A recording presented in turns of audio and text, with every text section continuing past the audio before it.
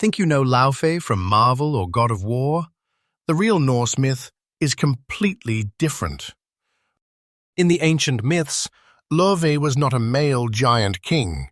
She was actually a female giantess.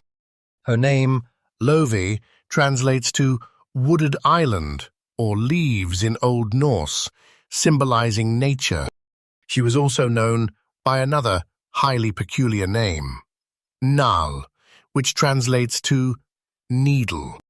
According to legend, she was incredibly slender, needle-thin, and remarkably swift in her movements.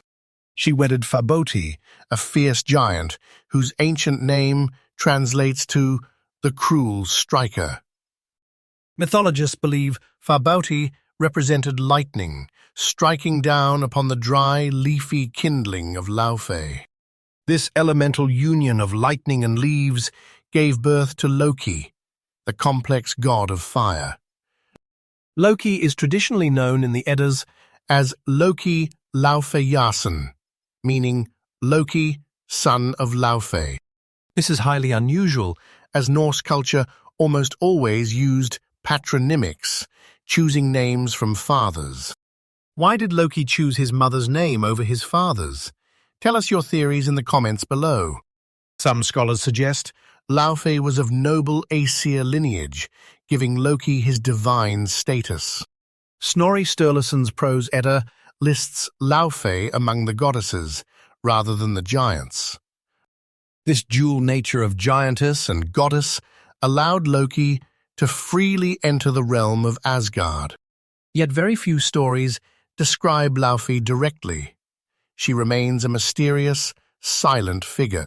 She also mothered two other enigmatic sons, Helblindi and Byleista, the brothers of Loki. While Loki became famous, his brothers faded entirely into the deep, forgotten shadows of myth. Laufey's divine legacy is ultimately defined by her children and the fire they brought to Asgard. In the hit game God of War, she is reimagined as Faye, a heroic, legendary warrior. There, she wields the Leviathan axe and fights to protect the realms from Odin's cruelty. But in Marvel Comics, Laufey is transformed into a male, cold-hearted frost giant king. This drastic gender swap confused generations of fans, burying the ancient female giantess. Which version of Laufey do you find more compelling? The warrior, the king, or the leaf? Let us look at the broader, highly essential role of women like Laufey in Norse mythology. Giantesses, or Geigja, were powerful elemental forces, often marrying prominent Aesir gods. Even Odin's mother, Bestla, was a giantess, making the Aesir gods part giant themselves. Thor's mother, Jord, was the literal personification of the earth, another ancient giantess. Laufey fits perfectly into this grand tradition of powerful mothers shaping the entire Norse cosmos.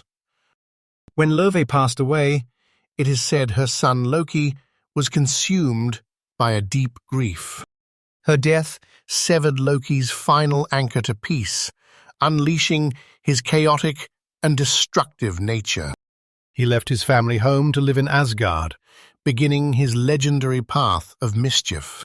Without Laufey's stabilizing presence, the ultimate tragedy of Ragnarok was set in motion.